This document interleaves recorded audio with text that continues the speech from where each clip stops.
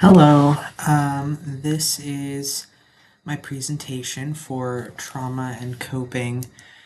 This is a clinical case analysis for the trauma informed approach to Nicole's case from our reading. Um, and we are applying the component based psychotherapy framework.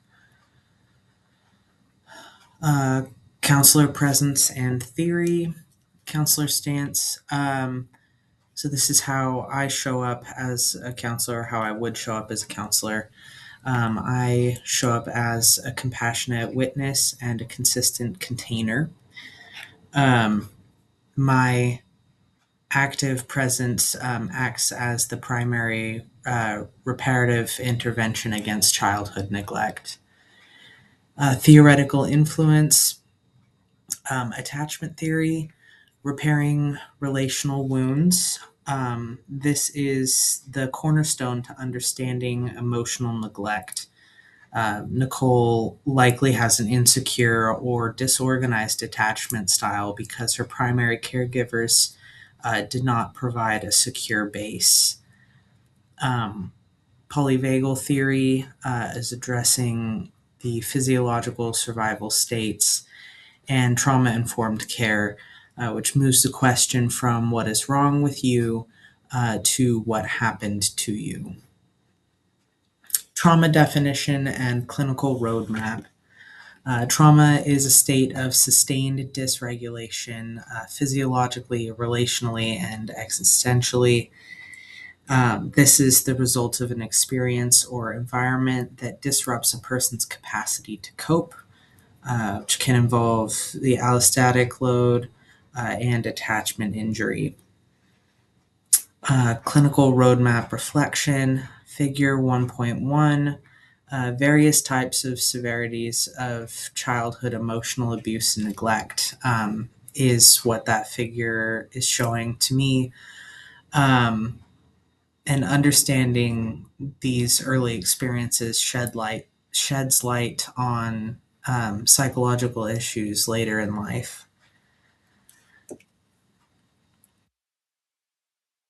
Relationship, the corrective experience.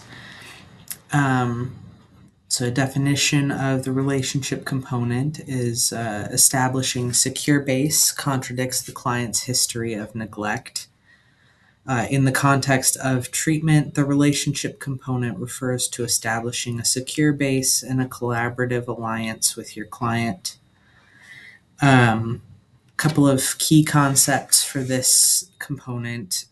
Safety is the absence of judgment.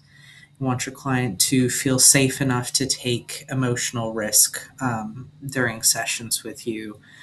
Attunement, which is the therapist's ability to resonate with the client's emotional state. And reliability, as predictable boundaries that replace the chaos or abandonment of the past.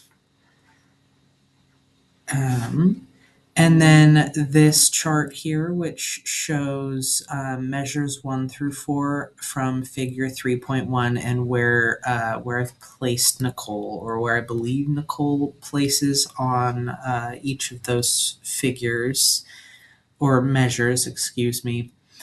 I think that she's a little bit more guarded. She dodges hard questions during her session. Not all questions, though, and she has been warming up throughout sessions. So she's more on the guarded side, uh, working towards central, though. Measure 2, I believe that she's unexpressive. During her childhood, she lied to teachers to avoid attention. She suppressed feelings about like the character that she chose during her session, uh, and how she felt about her therapist wanting her to pick a different character. Measure 3, I chose isolated. Um, at the very beginning of reading about her, she was described on the bus as being isolated and invisible during her ride. And she also mentions feeling, I don't remember the exact phrasing, but for lack of a better term, sort of like furniture in her own home, um, with her partner and her kids.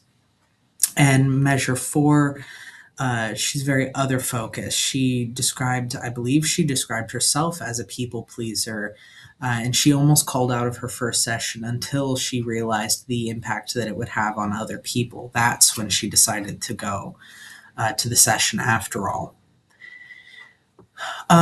The counselor profile is my scores, and I scored myself as between centrally open and guarded. I'm somewhere in between there, not far off from where she is herself, but I think that I'm a little bit more open than she is. Measure two, I tend to be fairly unexpressive. I've been described by my therapist and my psychiatrist both as having a very flat affect. Um, I, I have a tendency to become enmeshed with people that I feel that I can trust, and I am also extremely other focused. Um, as far as my own life experience, uh, being open during my upbringing often resulted in being ridiculed and punished by my parents and sometimes other adult figures in my life. Um, when I have found people who did not react this way to my emotional vulnerability, I do tend to cling to them, sometimes losing myself in the process, which isn't healthy. Throughout my whole life, not just my childhood, the best way to keep the peace at home was to maintain the mood of the people that I lived with, which is how I've developed the other focused tendencies that I have. And as far as the fit between Nicole and I think because of how much more open I tend to be, I may be more likely to notice when she is shutting down. And let me see if I can't move my pretty little picture here because I can't read my notes. Can't read it. Okay, well, hopefully I remember what it says. But because we're both other focused, we might have issues with boundaries, and that's something that I'm gonna have to keep a close eye on if I'm working with Nicole. Simply because she's trying to please me and I'm trying to please her, that could really cause issues for both of us and our therapeutic relationship.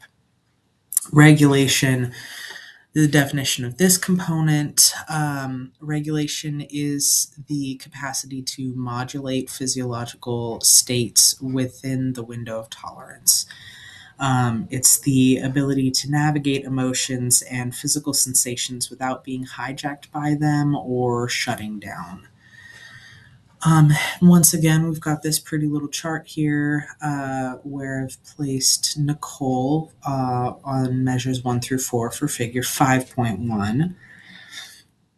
Oh, a couple of key concepts for this component, my bad. The window of tolerance is the range where we can function, think, and feel without being overwhelmed. And co regulation. Um, Nicole may not have learned how to self regulate, so she might rely on her therapist as a sort of surrogate nervous system to help her return to a calm state. Um, and that's a good example of co regulation. Uh, so, Nicole, I believe, falls under hypoarousal. The text mentions her lack of ability to identify physical sensations, which indicates a disconnect between mind and body. Um, and I scored her as somewhere between flexible and fixed. Her state shifts sometimes, but those shifts are brief, and she quickly returns to the same stoic state that she is typically in. I think that she internalizes a lot. She does not often share how she's feeling with the outside world. and I believe that she is very uncontrolled. Excuse me. She states feeling out of control sometimes, and she wishes that she had more control over her states. Counselor profile. Again, these are my scores. When things get very stressful, I tend to lean towards hypoarousal, but generally speaking, I stay pretty calm and my states remain somewhat flexible. I internalize a lot and I remain very controlled. Um, Growing up, I was terrified of turning into my mom, who used to fly off the handle very quickly. She struggled a lot with hyperarousal and externalizing her emotions at every turn. And because of my fear of turning into um, what terrorized my childhood so much, I have become quite the opposite. And so I internalize everything. And rather than flying off the handle or becoming very hyper aroused, I'm very, when I do get stressed, I lean towards the hypoarousal state. As far as the fit, in areas that we might work well together. Co-regulation, I think that Nicole can sort of borrow my nervous system stability a lot. I feel that I'm a very steady, good example for a calm state that she can rely on. Um, And then, as far as challenges, I feel that her flat affect could be mistaken for stability rather than a shutdown. And because of my own flat affect, I feel that I might not maybe notice that so much. Um, Dissociation and structural defense. Definition: dissociation is an adaptive survival mechanism where the mind detaches from overwhelming reality. It's a spectrum of experiences ranging from mild daydreaming or spacing out to severe fragmentation of consciousness. Uh, Structural dissociation is not a weakness but a highly adaptive survival strategy. And the function is to put distance between the self and the intolerable, either environment or event, situation, person, whatever it might be that is causing the trauma. And there is a cost. So while it might protect you in the moment, it can prevent you from being present in life later. Figure 7.1, Nicole's placement for measures 1 through 4. I believe that she falls into the fragmented label there. She mentioned that she doesn't feel anger. She seems to separate herself from her emotions when she's able to.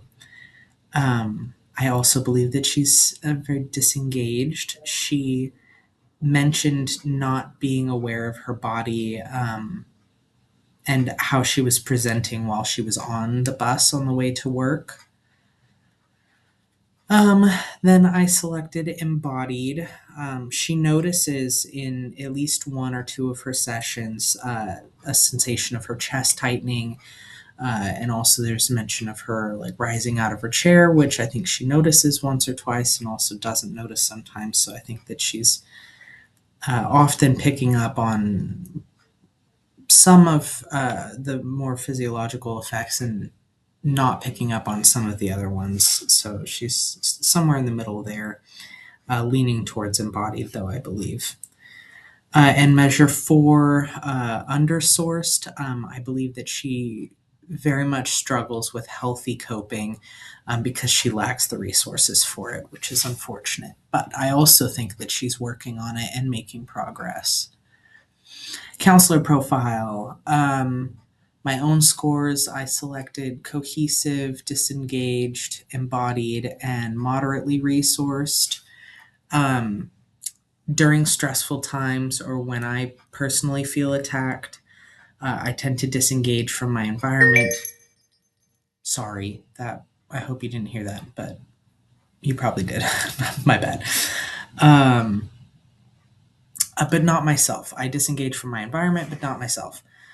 In those same situations, I feel the way that my body reacts, often manifesting as dizziness, feeling like I might faint. I get shakes and chest tightness.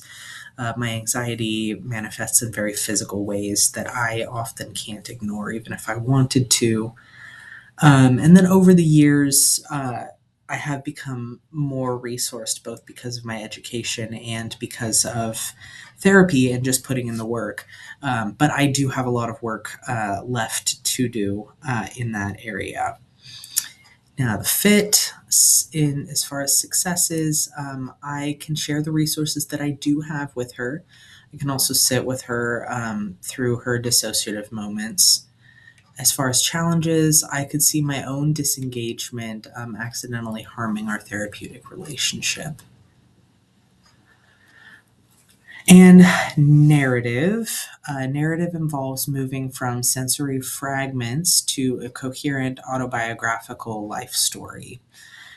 Um, for key concepts for integration, trauma fragments, the story, but narrative therapy helps the client link what happened to what they felt and who they are today, which creates a seamless timeline or seamless transition over time. The coherence goal is a healthy narrative.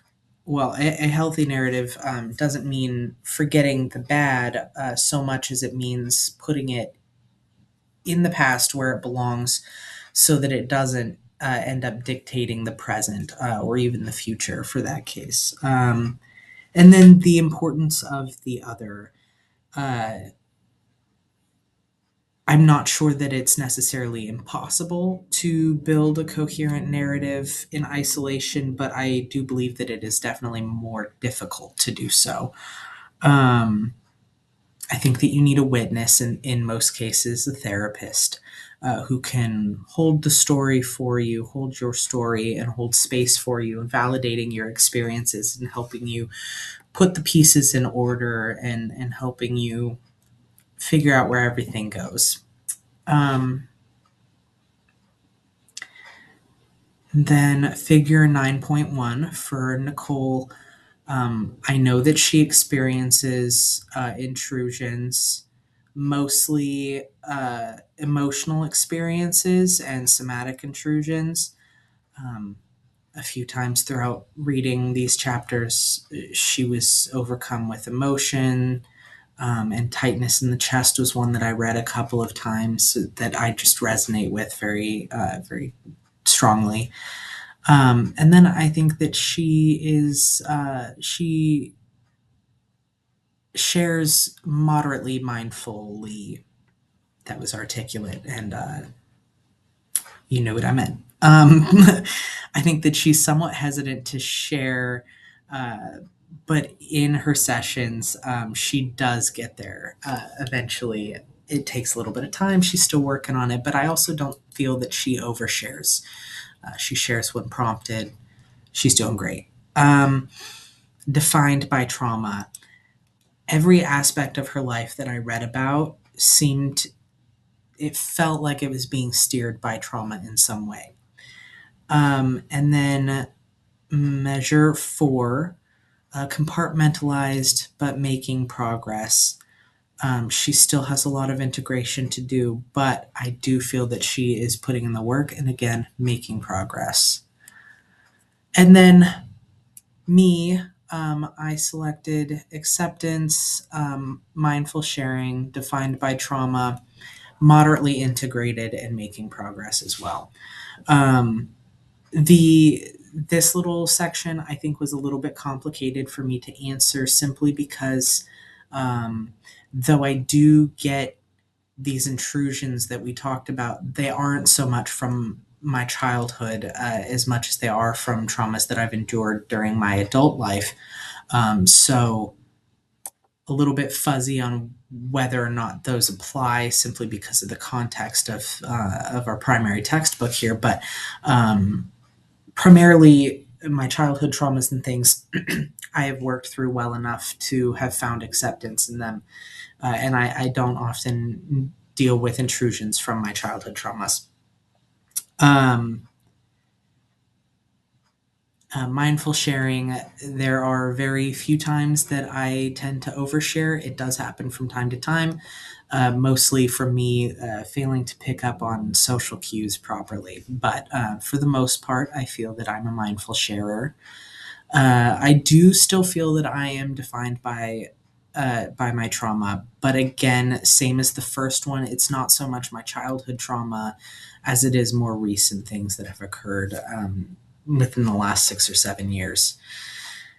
And then I feel that I have become, or that I've, moderately integrated these aspects of my life. I still have some progress to do, mostly with the past few years of my life. But but those years are still, the trauma from those years are still defining me a little bit. But trauma from my childhood, less so. Um, the fit, my patience and calm demeanor could help her cope, as well as help create a space that feels safe to share her story. Challenges, I may over identify with her resilience and miss the underlying despair. Um, that is something to be concerned about. And finally, clinical reflection and growth. Personal growth. Working with Nicole teaches me radical patience. I've learned to tolerate the void, as she calls it, and recognize that my presence is the intervention, which is a very powerful realization to come to. It takes a lot of weight off of your shoulders when thinking about being a therapist. Clinical learnings. I have learned that the relationship is not just the container, but the medicine. There's a lot to be said about having a solid relationship, and to an extent, I think that I have not given enough credit to the idea of building that relationship as a base before starting the work, the actual work, if you want. Definitely air quotes around the words actual work, but clinical work is a recursive journey of co regulation and witnessing. And then I have, these are my resources and references and my image sources. And that is all I have for you. Um, Thank you, Dr. Cook, for everything that you have done and provided, and all the support that you've given us. Um, and hopefully I will get the chance to see you on Saturday. But if I don't, I just want you to know that I very much appreciate everything that you have done for me and my classmates over the last 15 months or so. It has not gone unnoticed. But I appreciate you. Bye.